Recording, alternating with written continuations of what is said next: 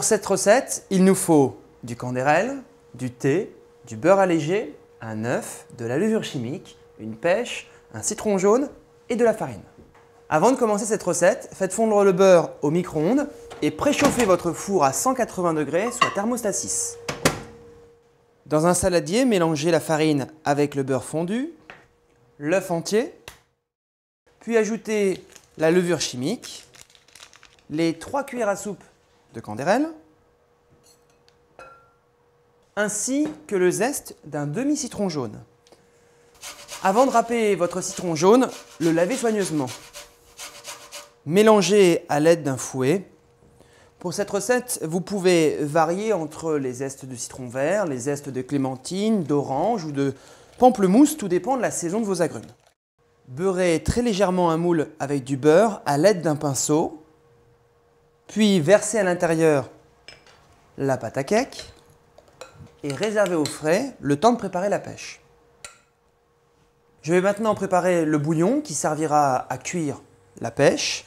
Dans une casserole d'eau, j'ajoute une cuillère à soupe de candérel ainsi que le thé de votre choix. Vous pouvez utiliser un thé vert, mais aussi toutes les variétés de thé que vous avez à la maison.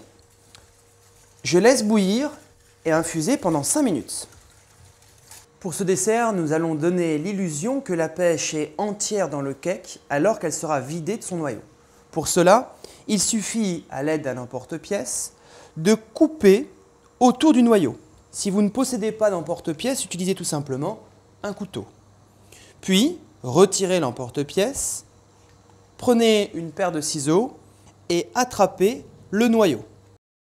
Une fois le noyau entre la paire de ciseaux, tournez d'un quart de tour pour décoller le noyau de sa chair. Retirez le noyau et le redisposez à l'intérieur pour éviter qu'à la cuisson dans le thé, la pêche n'explose. Le thé est bouillant, je plonge la pêche 1 minute à l'intérieur pour lui permettre de retirer la peau et ensuite je la déposerai directement dans un bol d'eau froide. Bien évidemment, tout le secret de cette recette réside dans la belle maturité de la pêche. Prenez une pêche pas trop ferme, pas trop molle non plus, juste à bonne maturité. Je retire maintenant la pêche et je la dispose dans un bol d'eau froide. À l'aide d'une pointe de couteau, retirez la peau des pêches. La pêche est maintenant pré-cuite au thé, épluchée. Je retire le noyau et je dispose la pêche au centre de mon moule à cake. Je n'ai plus qu'à cuire le gâteau à 180 degrés pendant 20 à 25 minutes. Le cake est maintenant bien doré. Pour vérifier sa cuisson, il suffit juste de planter une pointe de couteau au centre et de la retirer.